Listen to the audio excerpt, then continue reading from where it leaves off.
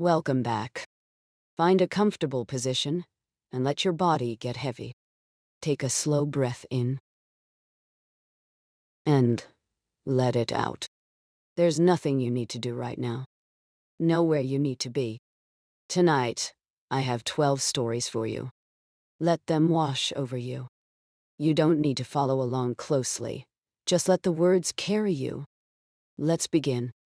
The early evening light poured through the kitchen window, casting a warm glow over the small wooden table where I found myself, arms crossed and chin resting on my hands. The smell of freshly baked bread wafted through the air, mingling with the faint sweetness of the strawberry jam my neighbor, Mrs. Patterson, had gifted me only that morning. She was a plump, cheerful woman who had an uncanny knack for picking the ripest fruit, and today was no exception. I could still see the little wicker basket she brought over, brimming with berries, their glossy surfaces catching the light just like her smile.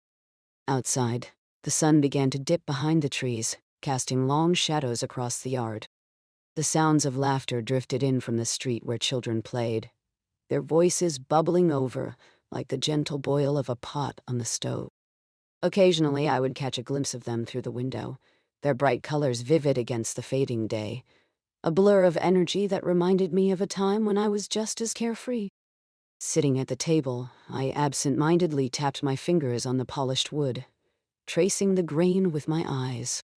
The room felt cozy, an inviting haven filled with the familiar comforts of home, a worn rug underfoot, the soft hum of the refrigerator, and the pictures of family adorning the walls, framed memories of laughter and love. I had just settled into this space of peacefulness when the familiar sound of the door swinging open interrupted my reverie. It was my friend, David. He stepped in, his hair tousled and a hint of mischief in his eyes. "You won't believe what I just heard," he said, his breath slightly labored as if he had run all the way over. I smiled, tilting my head slightly to give him my full attention. "What is it this time? Did Mrs. Patterson finally get caught wearing those ridiculous cat slippers outside?" "No." "Aye." He laughed, a hearty sound that filled the small kitchen. "Close, but no. It's about the McKinleys down the street. Apparently, they're hosting a mystery dinner party this weekend." "None." "A mystery dinner party?" I repeated, raising an eyebrow. "You mean like those where everyone plays a character?" "Yes. And they've already sent out invites. I overheard Mrs. McKinley talking to one of her friends at the grocery store. She's cooking up quite the feast," he winked. "And you know she's a fantastic cook." I chuckled softly at the thought. Mrs. McKinley had a reputation for being both the neighborhood's best chef and its most enthusiastic hostess. Just last summer, she had prepared an entire buffet for the block party, a spread so splendid it could rival five-star restaurants. "I suppose they're going to need some volunteer detectives," I mused, catching the sparkle in David's eyes. "Exactly. So, I thought we should go," he said, leaning against the counter as if it were an important strategy meeting. "I mean, who doesn't love a little intrigue over dinner? Count me in." "But wait, do we need costumes?" I asked hesitantly, a sudden image of me fumbling with a wig and fake mustaches crossing my mind. David waved a hand dismissively. No costumes. Just show up, eat, and figure out the mystery. Simple. No, Nyanester." With that settled, I swept aside my lingering apprehensions. We chatted a bit longer about the details, our laughter mingling with the kitchen's gentle ambiance. I could already see the scene playing out in my mind. Gilded plates lined up beside elegant glasses, the soft clink of forks against china, the aroma of rich dishes swirling around us, and the anticipation of unraveling the mystery together. As the conversation ebbed, I glanced at the clock, noting that time had slipped away as it often did with good friends. "I should let Mrs. McKinley know we're coming," I said, feeling a small flutter of excitement at the prospect of an evening filled with food, laughter, and perhaps a little bit of friendly sleuthing.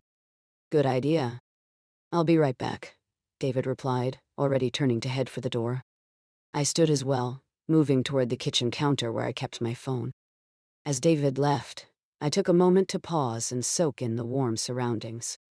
The bread was still cooling on the rack, and I could hear the faint buzz of crickets strumming a peaceful tune outside. Once I had sent my message, I took a moment longer, leaning against the counter, feeling a swell of gratitude for these moments of quiet connection. The excitement of the mystery dinner danced in my mind, and I began imagining all the potential plot twists that could unfold. David returned a few minutes later, a perplexed expression on his face. "Did you tell her we're coming?" "I sent a message," I said lightly. "She'll see it soon enough." "But David, you should have seen her face when she was making that announcement at last week's town meeting. She was practically glowing." "No," he chuckled. "I'm sure she was. She loves this stuff. Just wait until the village finds out there's a mystery in the air. This could become the event of the season." "No. Sure." We continued to speculate about the myriad potential outcomes of the dinner party. Would it involve a well-planned plot twist?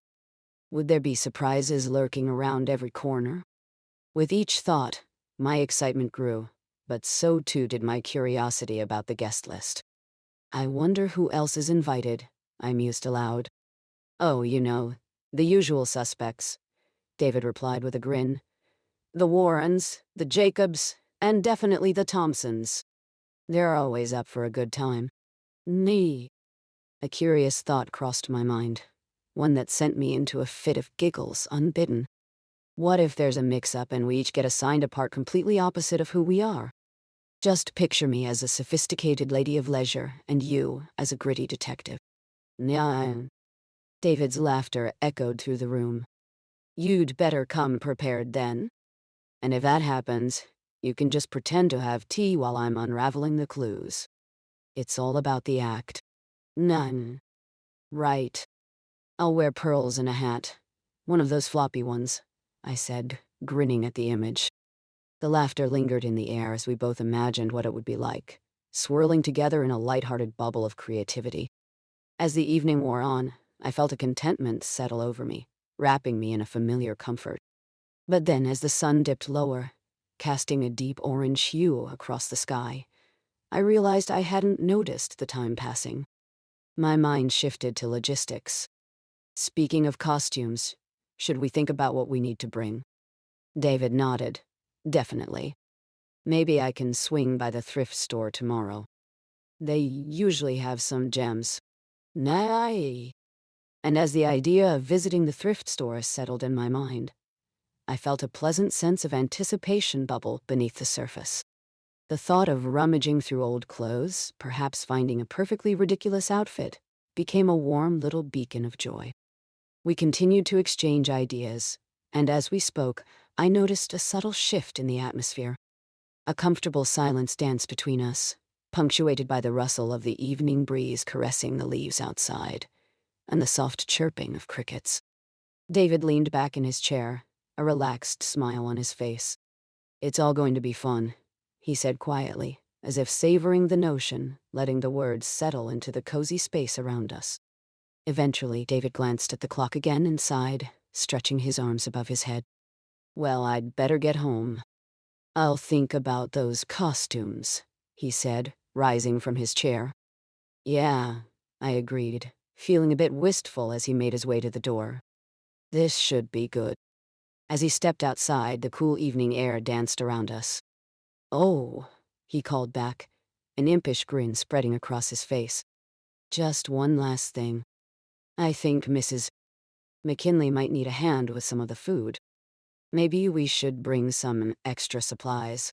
"Nawan?" "Of course. I'll check with her." "But wait, what if she thinks we're bringing something completely different because of your text?" I suddenly worried aloud, recalling how I had simply said, "Count us in." David laughed, the sound light as it dissipated into the evening. What could possibly go wrong? With that, he waved goodbye and began to walk home, leaving me alone with the sweet scent of jam and bread, the warm glow of the kitchen, and a gentle sense of anticipation fluttering within me. Later that night, as I settled into bed, my thoughts drifted back to the dinner party, to the laughter and delight that awaited us. The world outside was calm, the sounds muffled and distant, and my eyelids grew heavy as I imagined a gathering. The clamor of voices, the clanking of utensils, and the warmth of friendship threading through it all. Next morning greeted me with a soft light filtering through the curtains, painting the room in gentle hues of gold. My mind still lingered on the dinner party, now filled with a buoyancy of excitement. I drifted into my day, punctuated with small moments of joy, thoughts weaving in and out like a gentle breeze through the trees. As the weekend approached, I found myself back in the kitchen, the aroma of dinner cooking filling the air. I had baked a loaf of bread to share, which seemed fitting for our culinary adventure. Mrs. McKinley had indeed been most gracious, her excitement spilling over like the rich cream she always added to her dishes. "You and David will bring the mystery," she declared with a warm smile. I felt a gentle thrill wash over me, an absolute sense of belonging in the tapestry of our town's warmth. I could sense everything aligning perfectly. With the evening approaching, I pulled on a cozy sweater, my heart quickening as I prepared for the gathering. As I swallowed the last of my preparations, I stepped outside to the sound of laughter drifting in the breeze. The sky, painted in soft pastels, was an inviting invitation, and I could see familiar faces already gathered at the McKinley's home. The air was filled with the delicious scent of home-cooked meals, mingling with the laughter and chatter of neighbors catching up. As I arrived, I spotted David across the yard, and we exchanged grins. The mix-up from the other night felt like a distant memory now, one that only added to the lightheartedness of the evening. There, under strings of twinkling lights and the soft glow of lanterns, I felt the warmth of connection wrap around me like a beloved blanket. The night unfolded like a cozy story, a meal shared among friends, laughter spilling over the edges, and the promise of a little mystery waiting to be uncovered. And as the evening wore on, my heart felt comfortably full, cradled in the laughter and the delight of being part of something good, something light. The gentle hum of voices faded into the backdrop, the warmth of the company wrapping me in a soothing embrace, leaving me with a quiet contentment. Later, as I settled into bed, the glow of the day still radiating through my mind, I closed my eyes and let that warmth carry me into dreams. I could see the twinkling lights from that evening, hear the soft laughter mingling with the crickets outside, and feel that sense of simplicity and connection wrapping me tight, like a comforting blanket pulled up to my chin. And in that stillness, I drifted into a deep, peaceful sleep, surrounded by the gentle echoes of belonging. Let yourself relax as we begin the next story. I remember that Thursday afternoon so vividly, as if each detail were woven into the fabric of my mind. The sun hung low in the sky, casting a warm golden hue through the windows of the office, illuminating the dust that danced lazily in the air. I sat at my desk, the soft hum of the fluorescent lights buzzing gently above me, mingling with the distant clatter of keyboards and the low murmur of conversations drifting from the break room. The smell of freshly brewed coffee wafted in, rich and inviting, a gentle reminder of the ritual we all cherished. I watched as a few colleagues gathered around the coffee machine, their laughter ringing like chimes across the space, a comforting sound that made the afternoon seem light and manageable. I shifted in my chair, the fabric creaking softly as I pulled a stack of papers toward me. The slight chill of the air conditioning kissed my skin, a refreshing contrast to the heat that simmered outside. I glanced at the clock, its hands moving steadily toward the end of the workday. The thought of leaving soon wrapped around me like a cozy blanket, reassuring and familiar.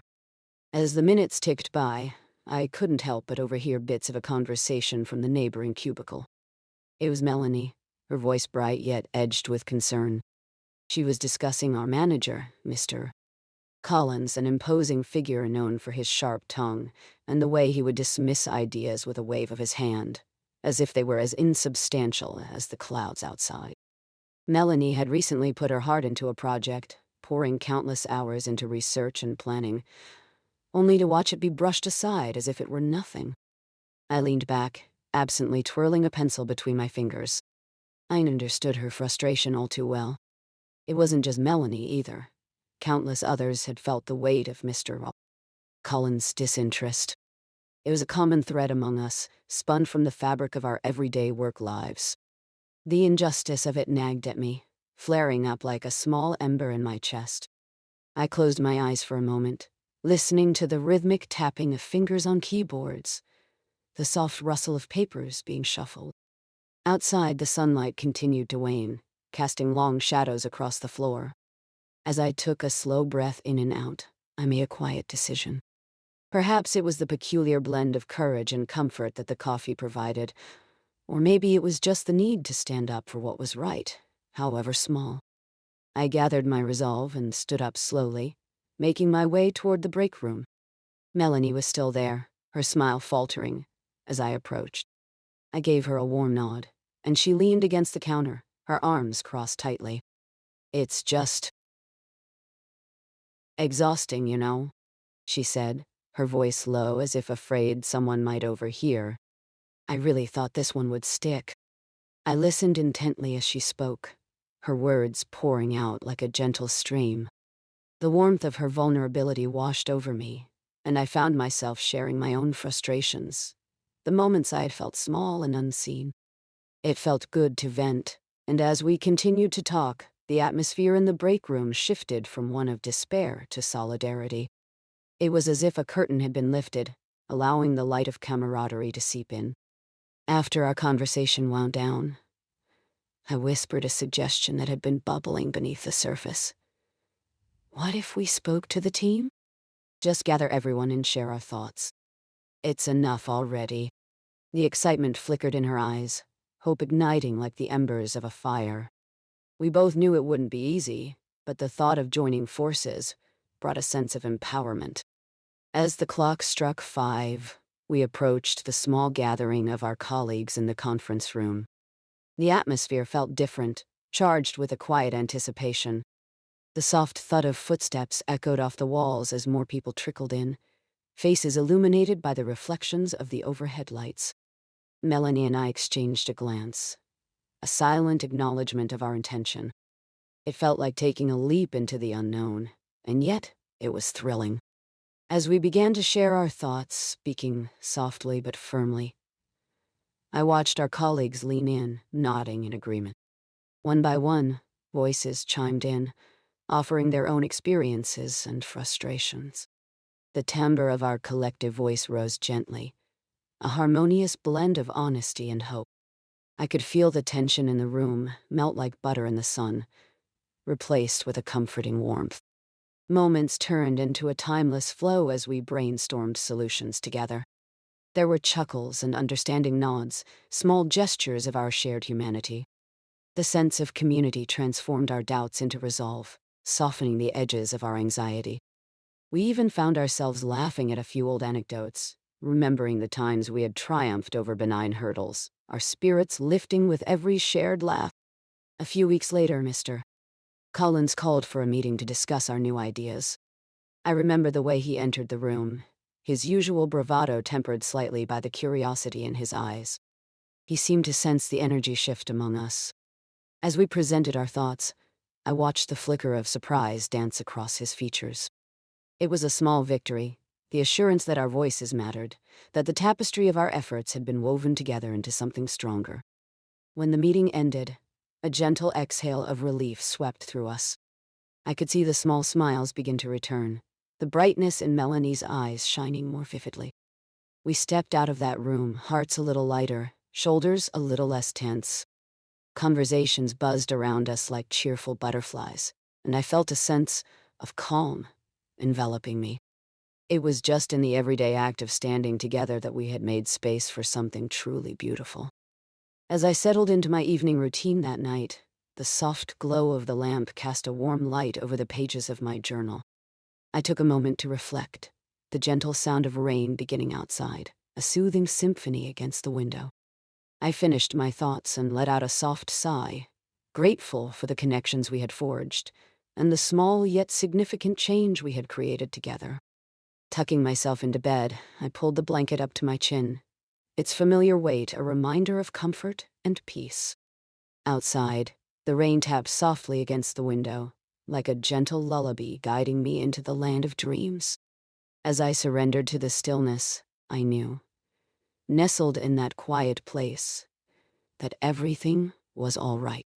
Close your eyes and settle in for this one.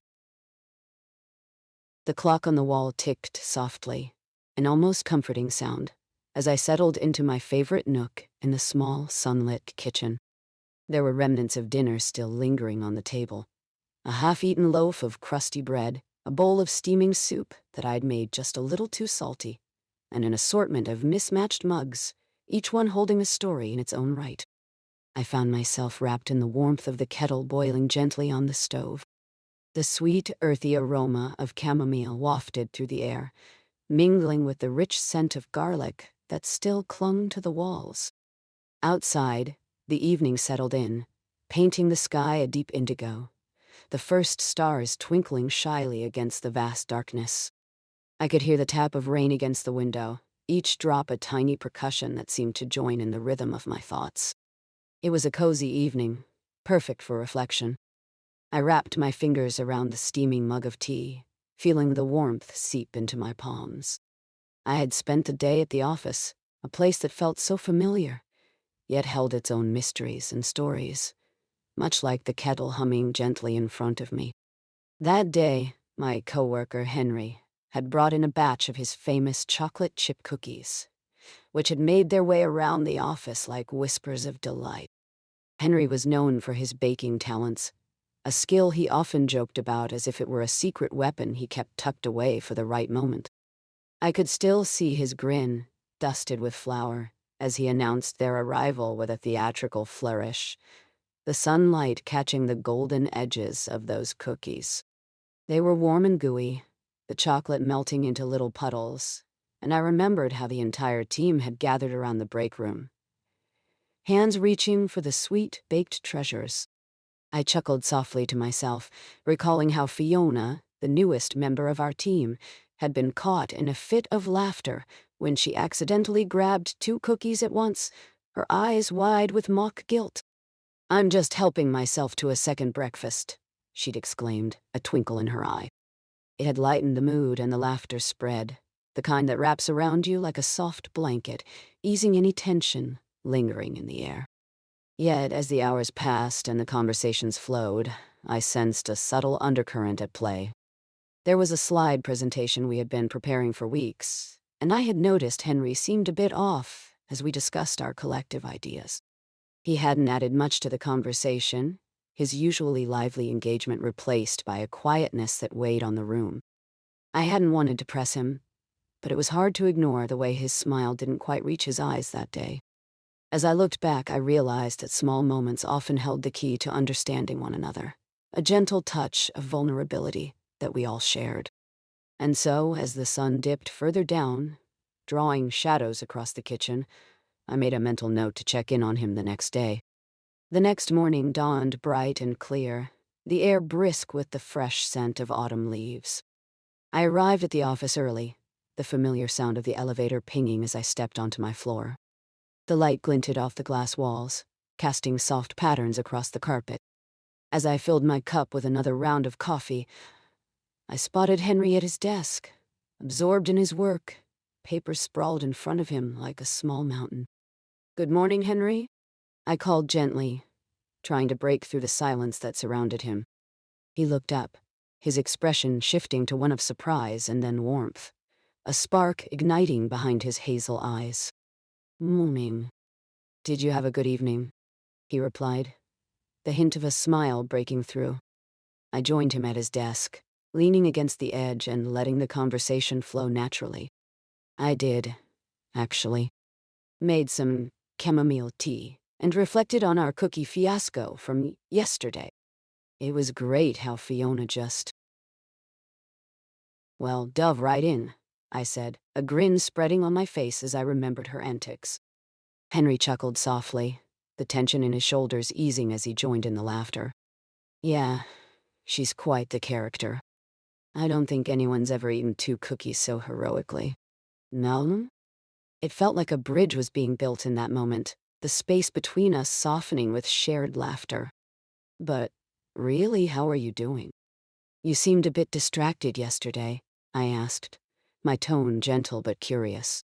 He sighed softly, running a hand through his hair, the light catching the strands and causing them to stand slightly on end. You know how it goes. Sometimes you just feel a bit buried under the workload. I guess I let it get to me. I'm fine, just overwhelmed. His honesty felt refreshing, and I nodded, understanding the weight he was carrying. As we chatted, I offered him the opportunity to share more about his thoughts on the presentation, and with each small exchange, the air around us lightened. His insights came alive, weaving through the ideas I had thought carefully about. And together we began to illustrate a vision for our project that felt vibrant and exciting. It was catching the rhythm of his voice that drew me in, the way he animatedly described his thoughts, leaning in, his hands gesturing in the air as he spoke. I could sense the shift in his energy, and it reminded me of how we often carry unspoken burdens, and how a little kindness could illuminate even the darkest of corners. As the day unfolded, we worked side by side, punctuating our efforts with shared smiles and quiet moments of concentration. I noticed how the late afternoon light streamed through the office windows, casting long shadows that danced across the walls. The sounds of typing filled the air, intermingled with laughter from our coworkers as they gathered for lunch. It felt gentle, and I cherished the ease between us. The simple fact of connection that had formed amidst the chaos of our responsibilities. The meeting that followed was not without its hiccups, but it was met with the spirit of teamwork, grounded in understanding. We presented our ideas, and I could see Henry's confidence bubbling back to the surface, his laughter mingling with mine as we embarked on this shared journey. The rhythm of our discussion flowed comfortably, as if we were engaged in a well-rehearsed duet. When the meeting came to a close, I felt a warm glow of camaraderie that lingered in the air long after we'd stepped out of the conference room. You really did great in there, I told Henry, offering a sincere smile. I'm glad we could work through it together. He smiled back, a sense of gratitude lighting up his features. Thanks. I don't think I would have found my footing without your support. It's nice to have a teammate who listens. No, I don't know why. Sorry. As we wrapped up the day, I felt grateful to have shared this moment of clarity and connection with him. It was a reminder of how essential it is to check in on one another, to be present when someone is grappling with their own quiet storms. Returning home that evening, I found myself reminiscing about the day, the way the rain had tapped against the window, and the laughter that echoed around us. I poured myself another mug of chamomile tea, a soothing ritual that felt like wrapping myself in a warm blanket. I sank into my favorite chair, the glow from the soft lamp casting gentle shadows across the room. The world outside settled, the rain now a soft patter on the roof, each drop a lullaby guiding me into a tranquil state. I closed my eyes, letting my thoughts drift as gently as the rainfall, feeling the weight of the day lift away. The flavors of humility and connection danced in my mind, warming my heart like the tea cradled in my hands. And as I surrendered to the comfort of the evening, I felt an overwhelming gratitude for the simple moments life gifted us, allowing the rhythm of my breath to mirror the soothing sound of the rain.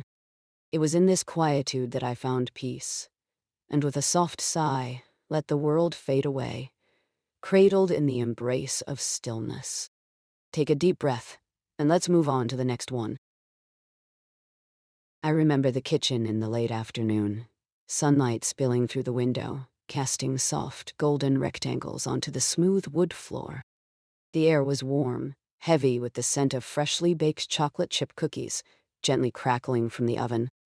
I can still picture the simple white apron hanging over the back of a chair, embroidered with little blue flowers, a thoughtful gift from Grandma. As I stood there, the rhythmic ticking of the old clock on the wall kept time, each tick reassuring, blending into the comforting ambience of home. Outside, the world was a peaceful tableau of suburban life. Children played on the street, laughter mingling with the occasional bark of a dog. A gentle breeze played with the leaves of the old maple tree in the front yard, the golden sunlight filtering through, creating a dance of light and shadow on the ground. I could hear the faint sound of a lawnmower in the distance, its purring engine echoing a familiar harmony of summer days gone by. It was a Sunday just like any other, one that felt both ordinary and special at the same time. It was then that my younger self appeared, stepping into the kitchen with her tousled hair pulled back in a ponytail that swayed as she walked. She had a slightly mischievous glint in her eye, something I recognized well, as if she had stumbled upon a secret plan that was bubbling up within her. I knew that look. It meant she had been thinking of something fun to do, something that would fill the afternoon with a little adventure. "Got any cookies left?" she asked, her voice like the tinkling of wind chimes in a gentle breeze. Of course, there were half a dozen cookies still warm on the counter. I chuckled softly, recalling how her favorite part was always the dough, sweet and gooey, a treat more magical than the cookies themselves. "Just a few," I said, as I lifted off the lid of the glass jar, revealing the treasures inside. Her eyes widened as she reached for a cookie, careful not to burn her fingers against the warm surface. We shared a few moments in silence, the sound of our gentle munching harmonizing with the world outside, both of us reveling in the sweetness, the softness of the afternoon. But as I watched her nibble nervously on a chocolate chip, I couldn't shake the memory of Mrs. Fletcher, our neighbor 2 houses down. She was a well-meaning woman who had an infuriating habit of planting herself in the middle of everyone else's business, always ready with unsolicited advice or a loud declaration about the neighborhood. I could almost hear her voice echoing in my mind, reminding me that I needed to be more responsible, more serious.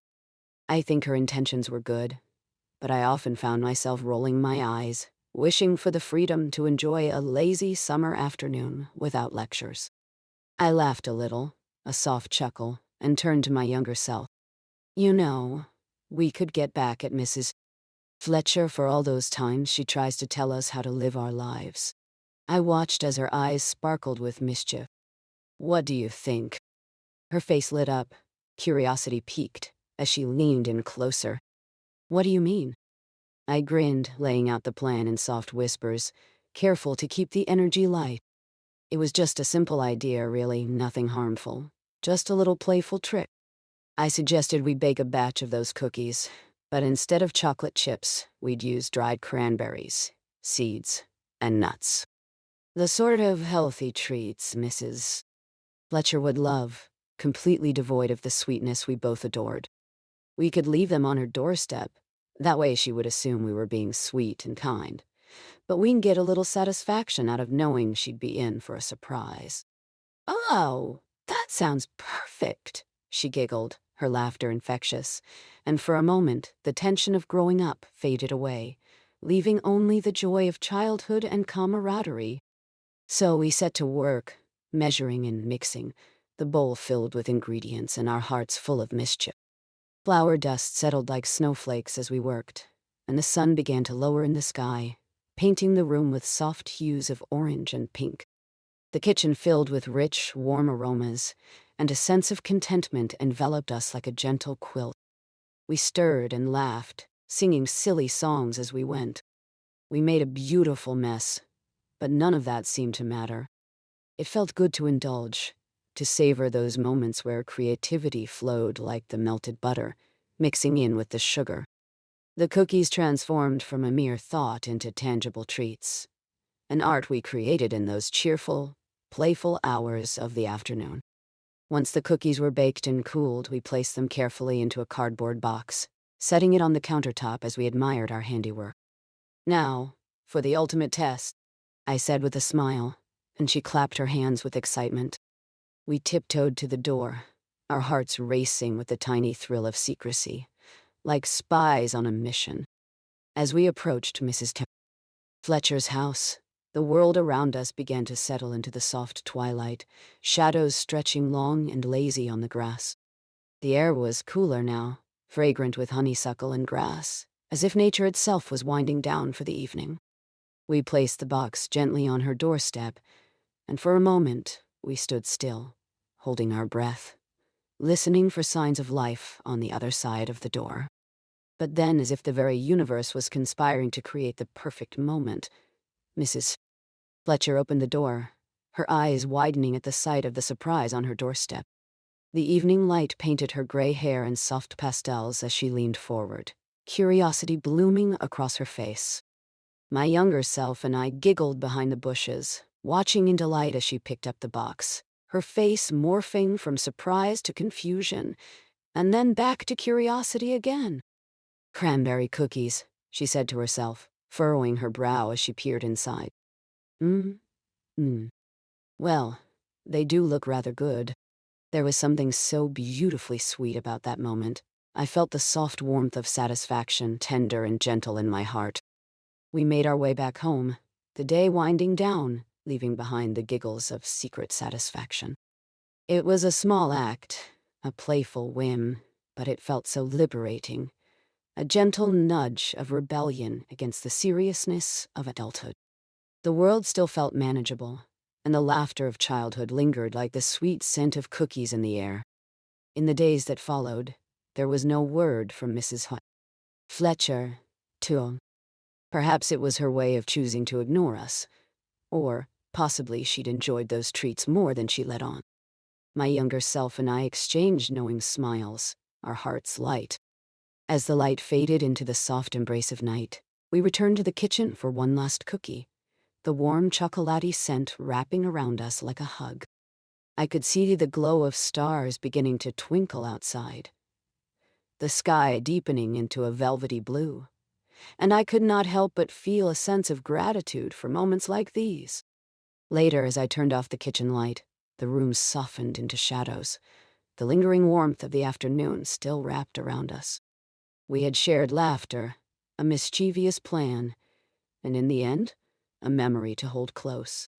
Curling into bed, I felt that familiar sense of home, knowing that sometimes the simplest of joys can bring the deepest of warmth. The world outside was still and quiet now, the only sound the gentle rustling of trees in the night. I closed my eyes, letting the sweetness of the day linger in my mind, a small smile resting on my lip. A sense of peace settled over me, wrapping me gently like the softest of blankets as I drifted into sleep. Here's another story to drift off to. It was a breezy afternoon in early autumn, and the golden leaves fluttered lazily down from the trees, carpeting the path I walked. I remember the soft crunch beneath my feet as I strolled through the neighborhood, the air sweet with the scent of apples and wood smoke wafting from chimneys. The sun dipped low in the sky, casting a warm, golden hue over everything, and I was wrapped in a cozy sweater that I had worn many times, feeling the familiar softness against my skin. Around me, the houses lined the street like old friends, each with their own stories. There was the one with the bright blue shutters, where a little girl had once tried to fly a kite, but ended up tangled in string and laughter. Across the way, an elderly couple tended their garden, bending over rows of sunflowers that seemed to nod in agreement with the gentle breeze. I paused for a moment, just to breathe it all in, and saw the way the light danced across their tiled roof. Everything felt anchored in that moment, resolute and peaceful. As I continued on, my thoughts drifted to something I had recently wrestled with, a decision that felt monumental at the time. I smiled softly to myself, remembering how conflicted I had felt, standing at the crossroad of choices that beckoned like old friends. In the glow of that autumn afternoon, I found myself wishing that I could reach back in time and offer a few words to the younger version of me, who stood at that same crossroad with uncertainty clouding her mind. I recalled how, in the weeks leading up to that decision, I had often found myself sitting at the kitchen table, the warm light from the window spilling over a half-finished cup of tea. The porcelain cup had been a birthday gift from my sister, adorned with delicate flowers. Each sip had seemed to warm not just my body, but also my swirling thoughts. I could almost hear the kettle's soft whistle as it brought me back to the present, to the aroma of the tea mingling with the scent of spices that teased me from the nearby pantry. I remembered the evening when I finally gathered the courage to confront my heart's whisperings. The house had been quiet, my thoughts swirling through the air as I took a deep breath and wrote a letter. The pen glided across the page, each word a step toward clarity, a gentle unfurling of my feelings. In that letter, I had reassured the girl I was, a girl who often sought the validation of others, who sometimes lost herself in the expectations of the world around her, that it was okay to choose her own path. Dear me, I had written, the ink soaking into the paper. Trust yourself. Allow your heart to lead you, even when the road seems uncertain. You will find beauty in that uncertainty. I can still hear the sound of the scratch of the pen, punctuated by the quiet rustle of the leaves outside the window, as if the world were listening and understanding. After finishing the letter, I had folded it neatly, placing it in an envelope addressed to the girl I was. It felt like sending a message in a bottle to a distant shore, a gentle nudge to say, "You are capable. You are enough." That night, I had slipped it into my journal, a small token of support I hoped would remind me in moments of hesitation, something to look back at when the path seemed unclear. The decision, as I reflect now, once felt like standing on the edge of a cliff, peering down at the swirling waters below. I had feared plunging into the unknown, wondering if I would be swept away. But the truth was, sometimes the leap was precisely what was needed to find my wings. And so I did leap, and as I did, I felt the wind catch in my hair, filling my lungs with the delicious thrill of risk. Now, on that sun-kissed afternoon, I recalled the moment I first felt free after making that choice. It was a simple act, just a walk through my favorite park, yet it felt monumental. I remember looking up at the sky, the vastness above me mirrored in the openness of my heart. The sun flickered like a candle, illuminating the vibrant colors of life surrounding me, and I could feel an inexplicable lightness in my spirit. I found comfort in the way the sunlight danced between the leaves, casting playful shadows on the ground. Every step I took seemed to echo with affirmation, as if the universe were gently applauding my choice, guiding me forward. I smiled at the children who laughed on the playground, the sound bright and pure, a reminder of the joy that awaited just around the corner. I began to notice the little things, the dew on the grass glistening like tiny diamonds, the laughter of the distant children, blending harmoniously with the rustle of leaves overhead. I felt connected to it all, every moment a reminder that life was an unending series of choices, each one an opportunity to discover more of who I was meant to be. As I continued my stroll through the neighborhood, I thought of how those seemingly mundane decisions often shaped my entire journey. I savored the thought that every choice carried potential, the potential for growth, for joy, and for the simple pleasure of existing in that very moment. And now, with the sun slowly sinking into the horizon, painting the sky in hues of orange and lavender, I let myself sink deeper into this sense of belonging. I imagined whispering to that younger self, "You are brave. You are enough." Those words were like a gentle lullaby, a soothing balm for the parts of me that once doubted. Slowly, the world started to dim around me, shadows growing longer, the light softening. There was a serenity in the closing day, an embrace that welcomed me home. I pictured myself walking back toward my cozy abode, through the familiar path where the porch light glowed invitingly. The front door creaked open, welcoming me into the warmth within, where the faint aroma of dinner simmered in the air, a mixture of herbs and comfort, reminding me of hearth and home. I settled into my favorite chair, a well-worn spot that seemed to mold to my presence, and let out a gentle sigh. The quiet sounds of evening filled the room, the soft rustle of pages being turned, the distant hum of a passing car, and the whisper of the wind outside, gently moving through the trees. I could feel my heart settle, enveloped in the embrace of familiarity and calm. All at once, I felt an overwhelming sense of gratitude wash over me, for the choices I had made, for the lessons I had learned, for the quiet moments of clarity that had led me here. I closed my eyes, letting the sounds of my surroundings cradle me, a gentle lull that coaxed me into a deeper sense of peace. And as the last of the day's light slipped away, leaving behind a velvet darkness speckled with stars, I felt myself drifting softly, letting go of the weight of the day. Each breath was a whisper, each moment a gentle reminder that I was exactly where I needed to be, cocooned in the warmth of that cozy chair, cherishing the connection to my past and dreaming of all the tomorrows yet to come. Close your eyes and settle in for this one. I remember a particular evening in late autumn when the world outside felt still, as if it were holding its breath to savor the rich, warm hues of the leaves. The air was crisp, almost sweet, filled with the scent of damp earth mingling with hints of wood smoke from distant chimneys. As the sun settled behind a veil of lavender clouds, I can visualize the old wooden porch of my childhood home, where I would often sit with a cup of chamomile tea, wrapped in a well-worn blanket. It was my sanctuary, a place where the world felt both cozy and expansive. On that evening, the soft creaking of the porch swing echoed in rhythm with the rustle of leaves, a gentle lullaby. I remember feeling an unexpected thrill as I watched the wisps of steam rise from my cup, curling into the cool air with all the grace of a dancer. It was one of those rare afternoons when the world slowed down, and the dusk crept in softly, wrapping everything in a tender embrace.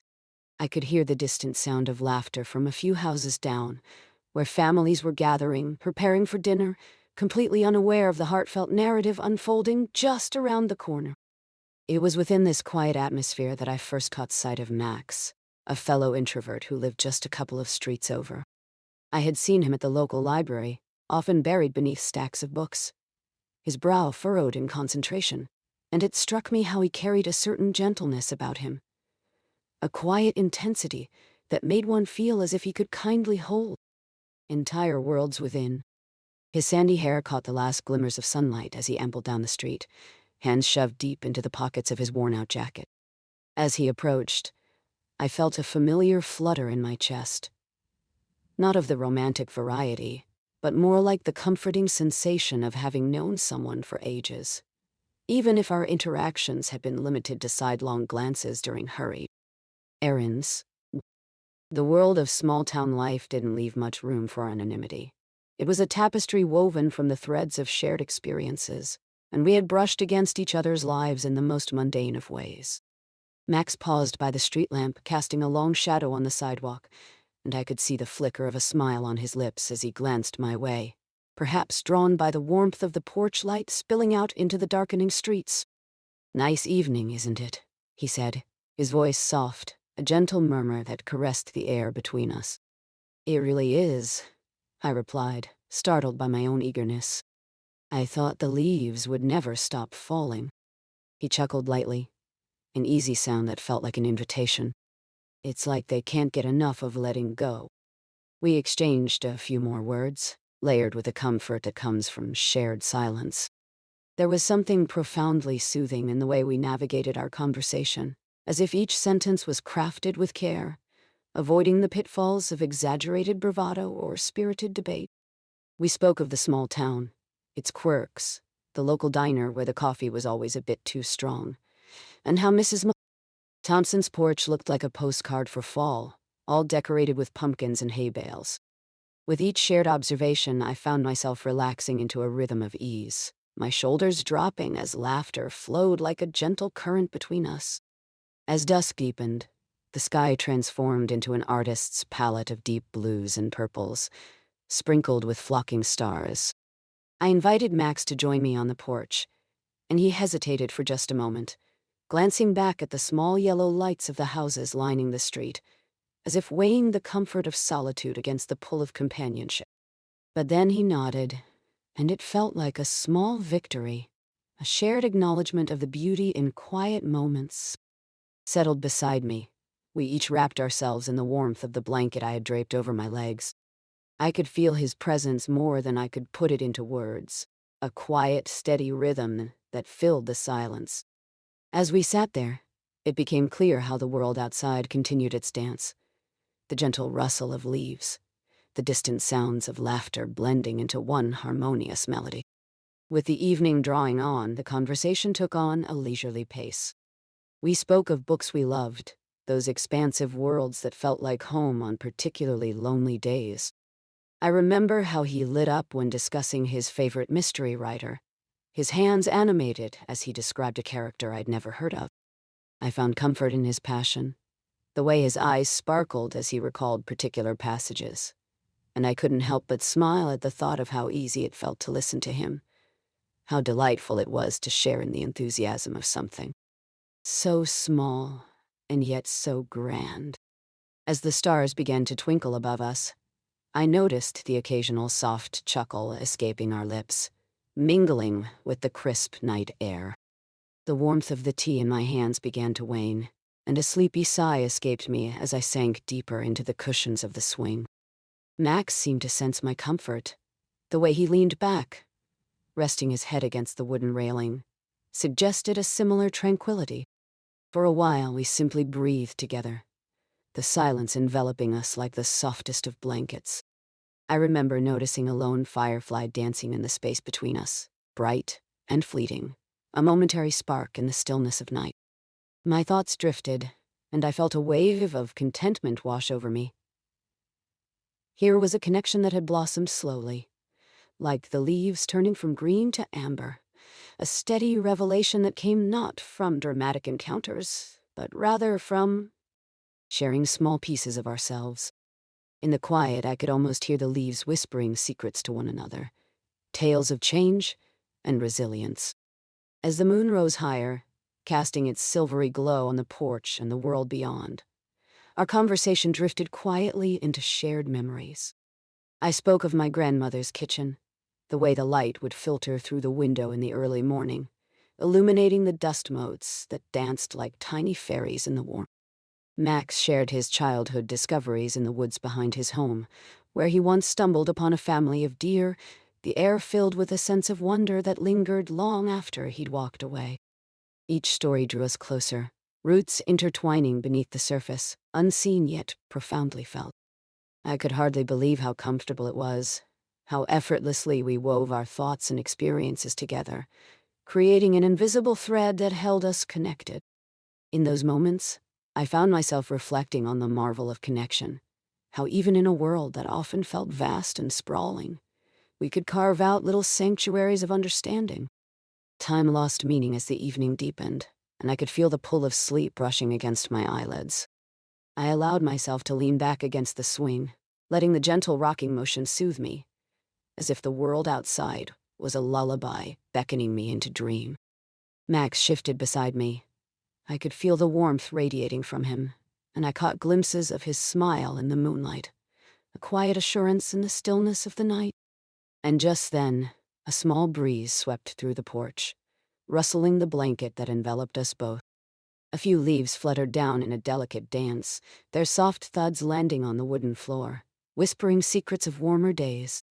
The air was filled with the scent of approaching winter, cool and crisp, yet somehow still fragrant.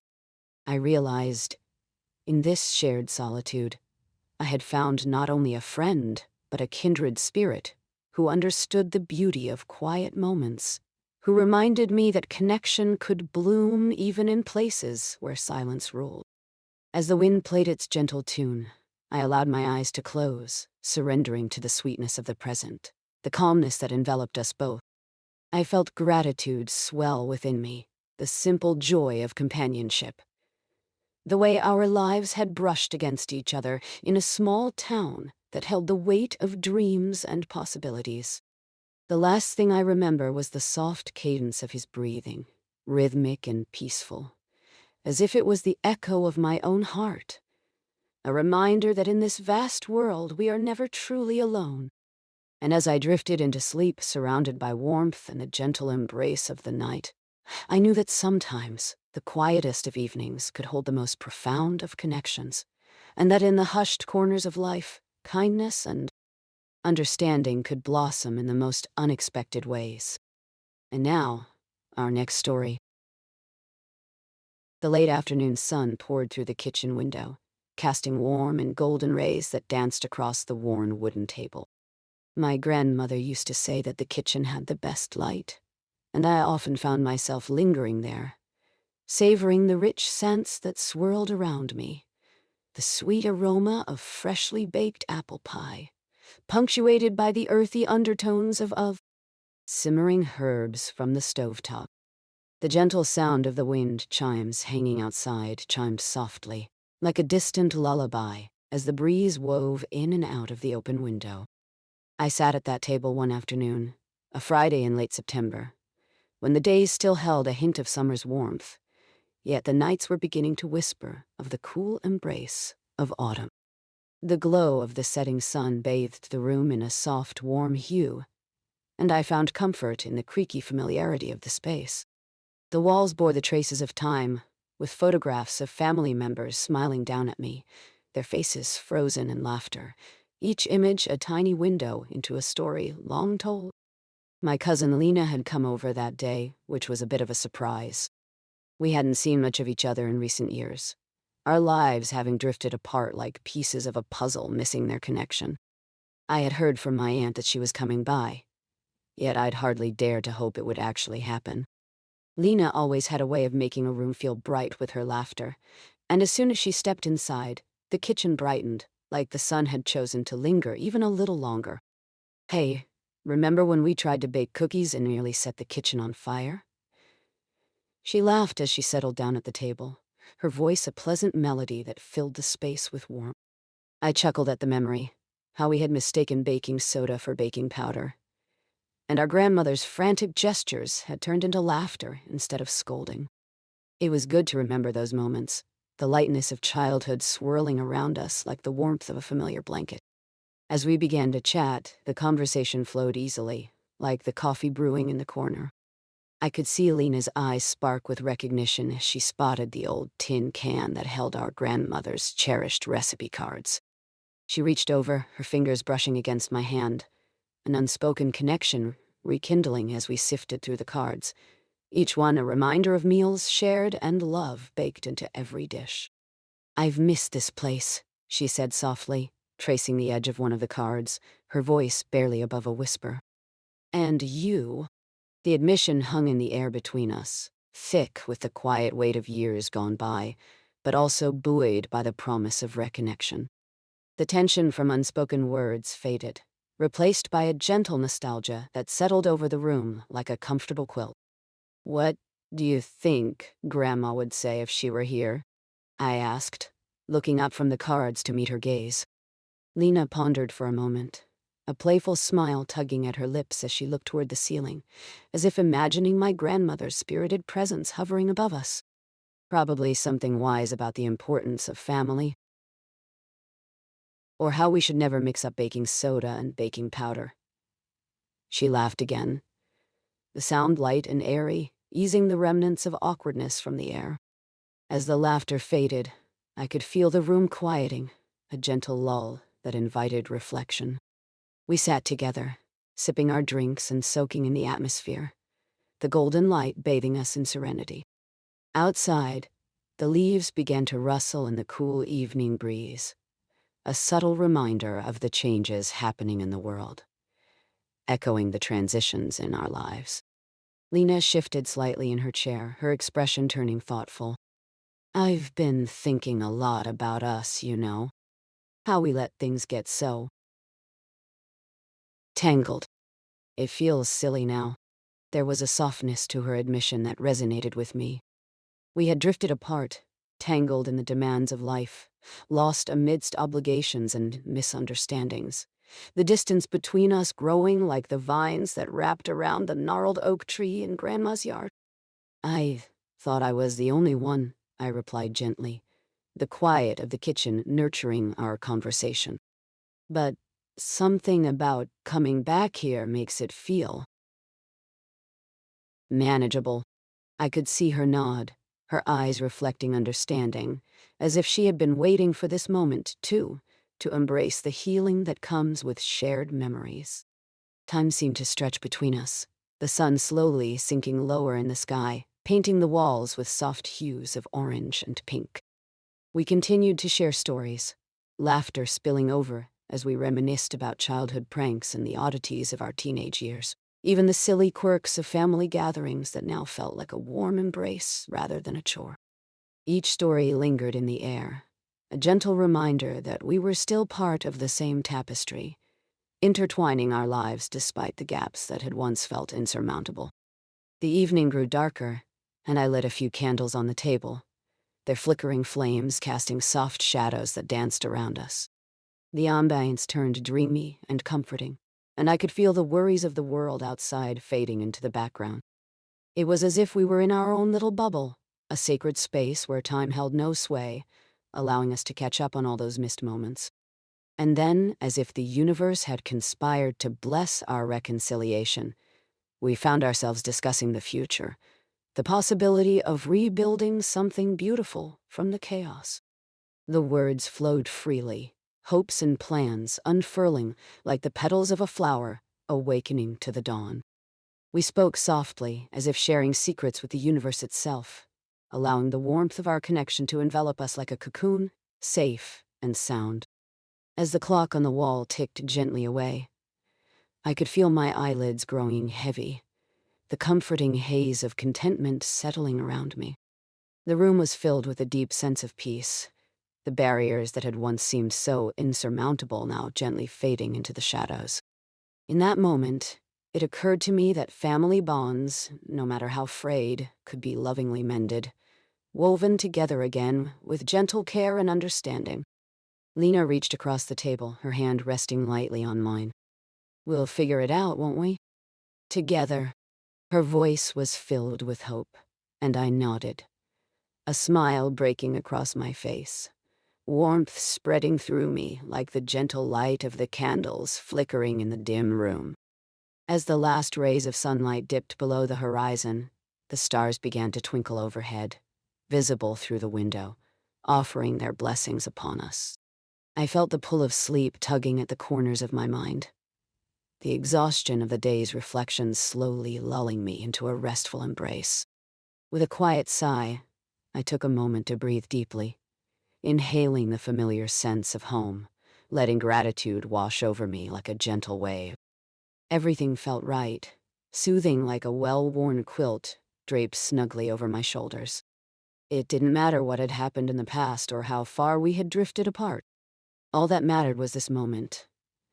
The laughter, the connection, the promise of a new beginning.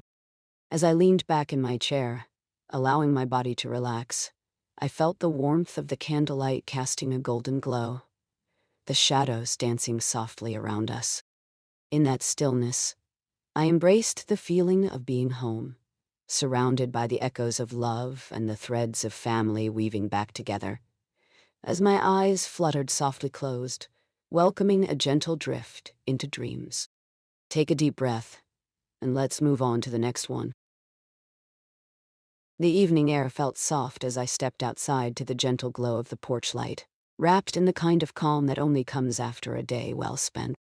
The faintest scent of freshly cut grass lingered in the breeze, mingling with the sweetness of blooming honeysuckle nearby. The sky transitioned slowly from a fiery orange to a deep indigo, the first stars twinkling like shy secrets among the darkening canvas. Beneath my feet, the wooden planks creaked softly as I settled into my favorite wicker chair, the paint chipped but the comfort unwavering. I could hear the faint sounds of laughter wafting in from the backyard next door, where the Millers were hosting their annual summer barbecue. The warm, smoky aroma of grilled burgers and hot dogs punctuated the air, drawing me in like a moth to a flame. Every few minutes, the laughter would rise in joyful crescendos, the kind that invites you to join in, even if you're merely an observer for the moment. Margaret Miller was known for her impeccable organizing skills, turning what began as a simple gathering into an event the entire neighborhood anticipated each year. Her enthusiasm was infectious, and I could picture her at the helm, an apron tied snugly around her waist and a sun hat perched jauntily on her head. Possessing an unexpected knack for charades and witty one-liners, her laughter would interlace with her husband Tom's deep, rolling chuckle, creating a symphony of contentment that wrapped around every guest like a warm hug. As I sipped on my cool glass of lemonade, I leaned back in my chair, letting the sounds of their gathering wash over me. It was easy to lose track of time, the twilight deepening around me, as my eyes drifted toward the fence that separated our yards, a white picket line that had seen its fair share of conversations and exchanges of kindness over the years. I discovered my wandering thoughts contoured around the memories of these gatherings, how each year felt like a little thread woven into the fabric of community. A little while later, I felt a gentle tug at my heart when I noticed a flicker of movement. There was Caroline, the miller's youngest daughter, her curly hair bouncing with each excited step. Just beyond her, I spotted the rest of the neighborhood. Evelyn from down the street, who always wore a pair of red shoes no matter the occasion, and Mr. Jenkins, our retired school principal, who had an infectious smile made even bigger by the plate of marshmallows he was secretly distributing to the children. I smiled to myself, picturing the joyful chaos in their yard, with children playing tag and adults recounting familiar tales, the shared warmth of community thrumming like a heartbeat. As the sun dipped completely below the horizon, the soft glow of fairy lights strung overhead twinkled against the darkening sky. It was only natural for me to be drawn out of my own little world.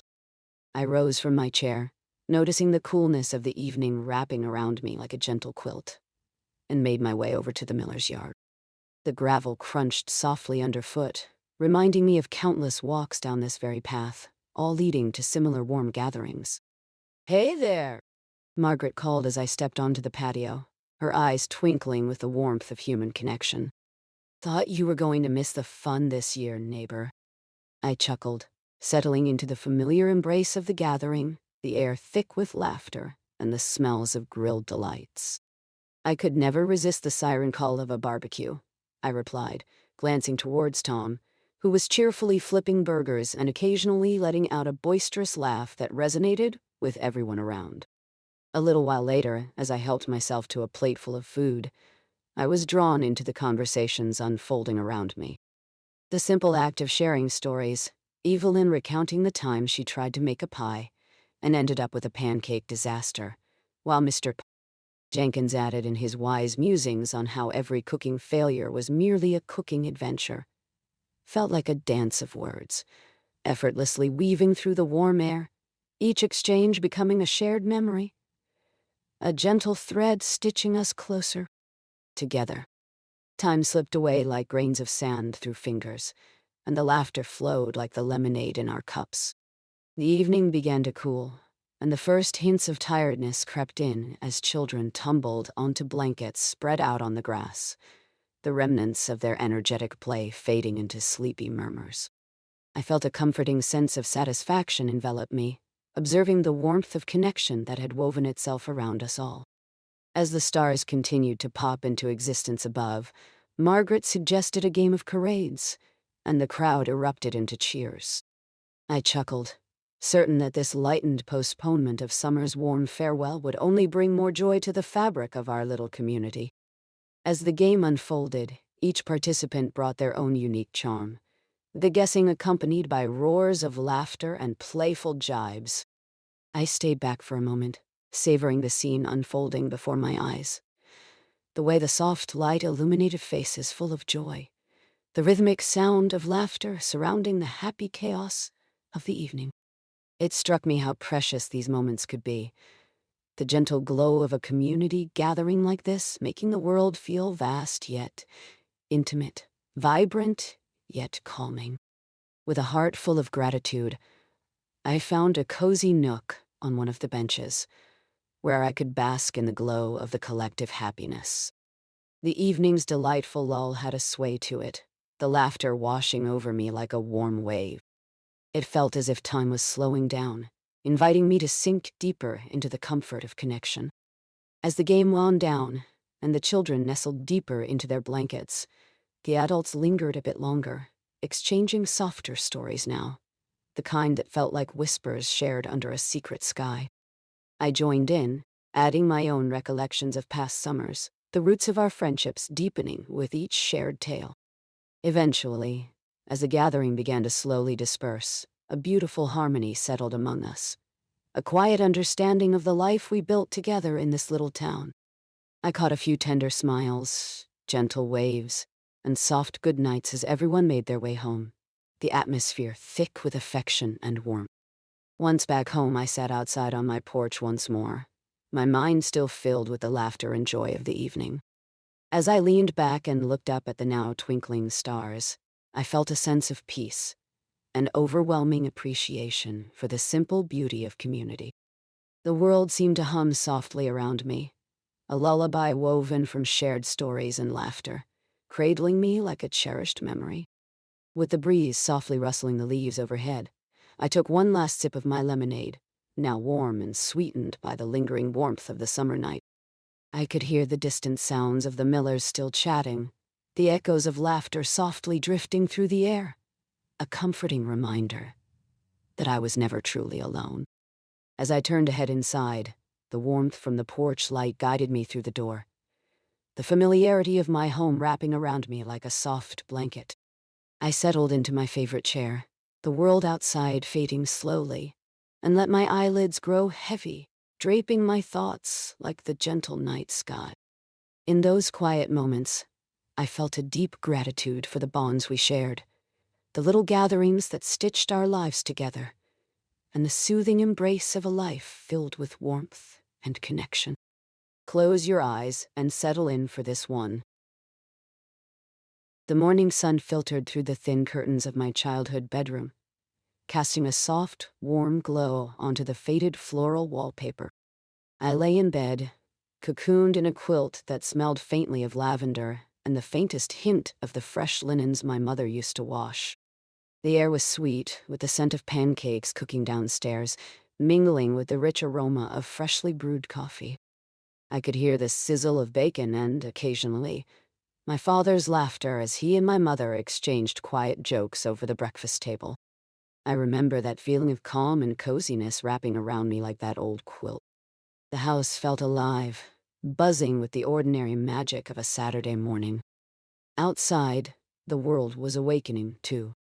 Birds flitted from branch to branch, their songs spilling through the open window, and the gentle rustle of leaves hinted at a light breeze brushing through the trees in our small front yard.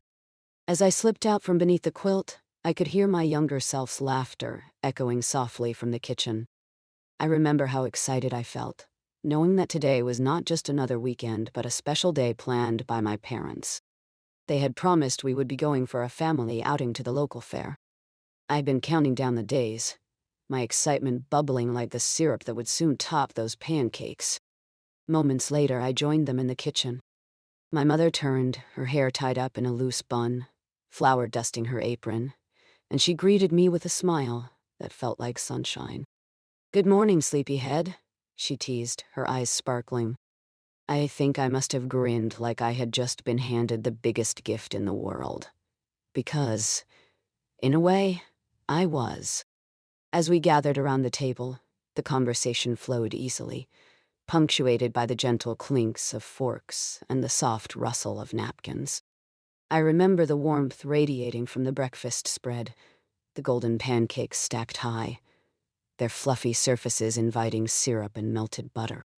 I could hear my father's comfortable voice recounting his own childhood memories of the fair, weaving tales that made the air feel thicker with laughter. Once breakfast was over and our bellies were full, we piled into our old blue station wagon, the kind that had seen better days, but was still lovingly cared for. I remember the feeling of the worn leather seats beneath me, the faint smell of pine air fresheners lingering like a promise of adventure. My little fingers traced the outline of the dashboard, my heart racing with anticipation.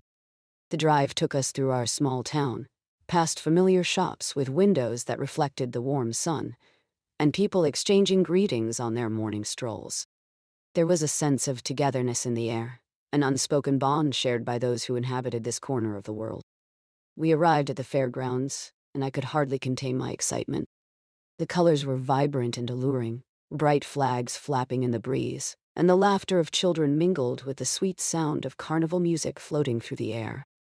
Hand in hand with my parents, I wandered through the fair, my senses intoxicated by the sights and sounds around me. I remember the smell of buttery popcorn and roasted nuts, the sight of bright balloons bobbing in the breeze, and the laughter of families weaving in and out of the attractions. My parents indulged my whims, guiding me toward the Ferris wheel, its towering frame daring me to gaze out at the world below. And as I climbed into the swinging seat, I felt like I was reaching for the sky. As the wheel turned, I watched the fairgrounds shrink below, the myriad of colors blending into a tapestry of joy. I caught glimpses of faces, their eyes sparkling with the same delight I felt. And as I descended back to solid ground, I felt braver, more alive. Later, while we stood in line for cotton candy, the moment came, unexpected, yet gentle. A child nearby, no older than I was, had dropped his ice cream cone.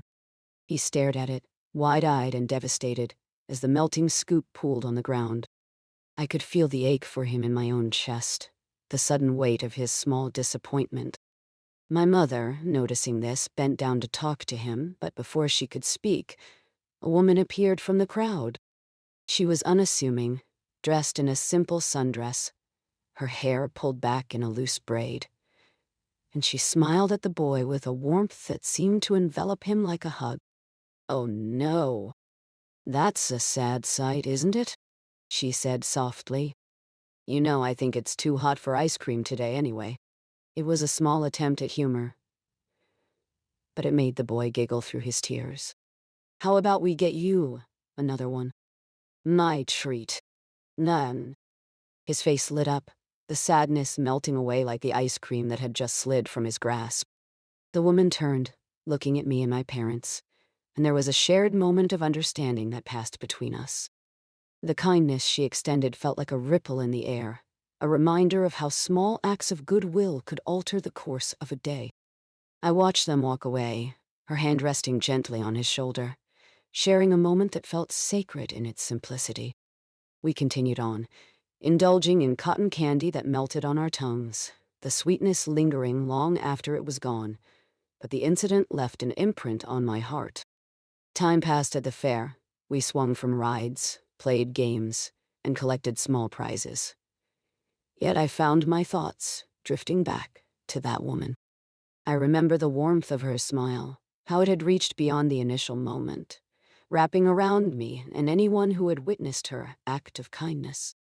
It became one of those small lessons that lodged itself within me, a reminder of the power of connection between strangers. As the sun dipped lower in the sky, casting a golden hue on everything around, we returned to the station wagon, tired yet happy. My heart felt light, buoyed by the laughter shared and the kindness witnessed. I remember leaning against the window, my head nodding gently, lulled by the rhythm of the tires on the asphalt and the comforting sounds of my parents' soft voices as they reflected on the day. Once home, the evening settled into a serene hush. I returned to that same cozy bedroom while the chirping crickets began their nightly serenade outside. I wrapped myself in the quilt, the familiar scent of lavender welcoming me back. I felt grateful for the moments spent with my family, but even more so for the reminder that kindness exists all around us, often in the most unexpected places.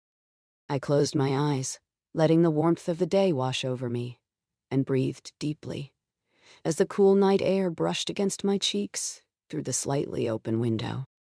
There was calmness in knowing that the world was filled with gentle souls who offered their kindness freely.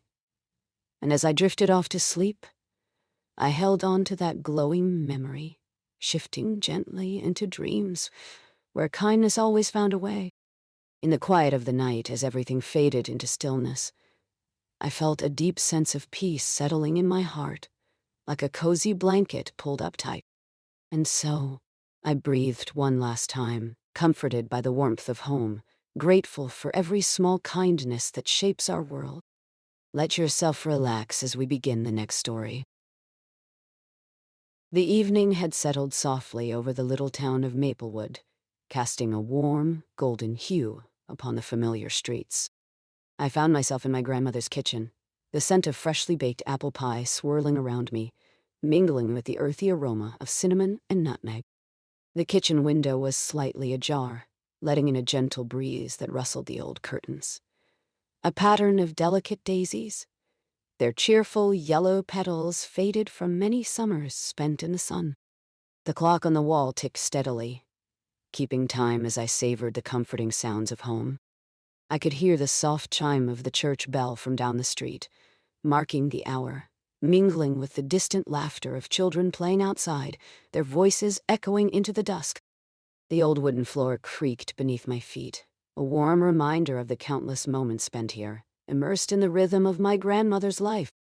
She stood by the stove, her silver hair bundled neatly atop her head, her hands dusted with flour as she prepared for our little gathering. I watched her as she hummed an old tune, soft and sweet, the same song she had sung while baking whenever I came to visit.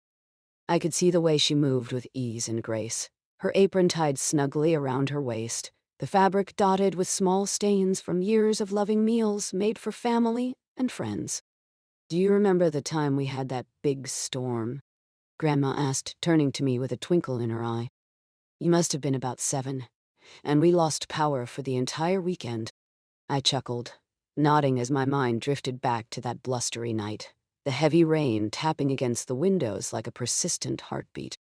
We had built a fort in the living room with blankets and pillows, our laughter punctuating the shadows that danced around us.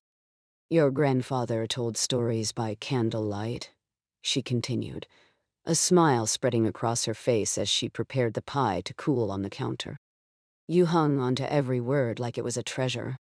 I could picture my grandfather, with his kind eyes and gentle smile, weaving tales of brave knights and extraordinary adventures, each story blooming like the scent of her pies wafting through the air.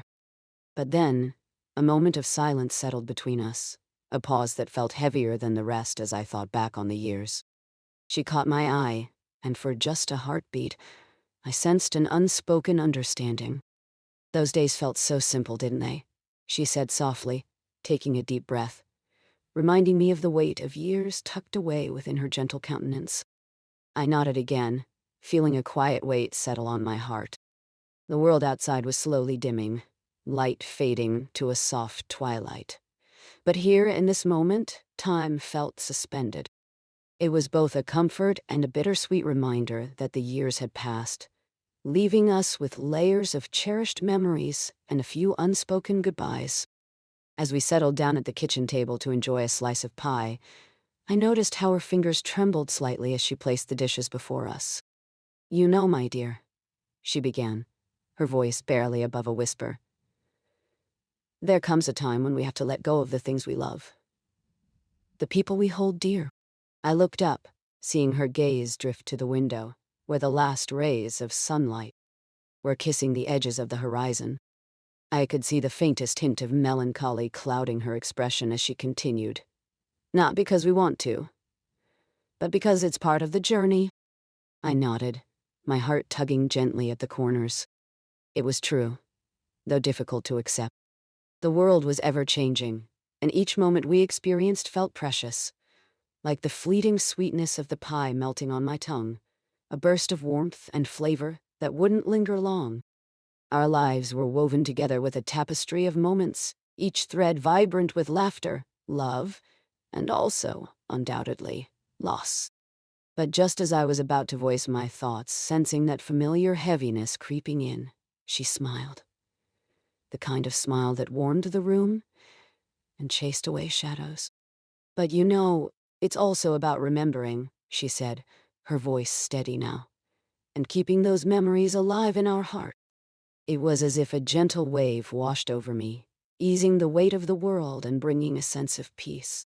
I felt my heart quiet, recognizing the truth in her words, the beauty that comes from cherishing what we have, rather than lamenting what we've lost. We shared stories about family and friends over the pie, our voices mingling like the golden light that danced through the kitchen, each word a soft reminder of love that remains. Soon the room began to fade into a soft hush, with only the sound of our laughter lingering like a gentle echo. I could feel the warmth of her presence wrapping around me, as comforting as the cozy quilt that draped over the back of her old armchair. It was a quiet evening, but within that tranquility, there was an undeniable magic. A connection that felt timeless. As the light dimmed outside and fireflies began to blink in the garden, I felt a sense of gratitude bloom within me. The memories we shared were not just fragments of the past. They were the threads that bound us, connecting every corner of our lives with soft whispers of love and warmth. I could hear the soft rustle of the leaves outside as a cool breeze whispered through, and I knew that change was a constant. But in that small, sunlit kitchen, surrounded by stories and pie, I felt a quiet assurance that letting go was not an end, but a continuation. A new season gently unfolding. Time passed, and I felt my body start to relax, the warmth of the pie settling comfortably in my belly, and my eyelids beginning to droop. Grandma's gentle laughter wrapped around me like a soft blanket, and as I leaned back in my chair, I let go of my worries, surrendering to the contentment of that moment. "Do you feel it too?" she asked quietly, her voice barely a whisper against the soft ticking of the clock. I nodded, not quite able to form words, my heart full of gratitude and my spirit light. Everything felt right, just as it should be, with the warmth of her love enveloping me. As the shadows stretched and deepened, I closed my eyes, surrendering to the gentle sounds of the night. I could hear the soft chirping of crickets outside, a lullaby of sorts, and I felt a warmth wash over me, a tender embrace of memory and love. With one last breath, I surrendered to the night, the stories and laughter lingering like a sweet dream, reminding me always that love stays even as life changes.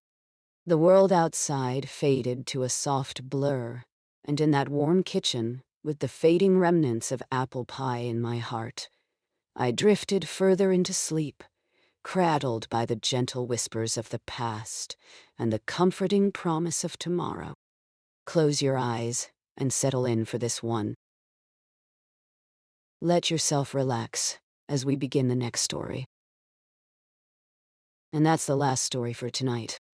You've traveled a long way to get here. Through 12 quiet worlds, 12 small lives, 12 gentle resolutions. Your breathing is slower now. Your body is heavy and warm. There's nothing left to think about. Just the quiet, just the dark, just rest. Good night.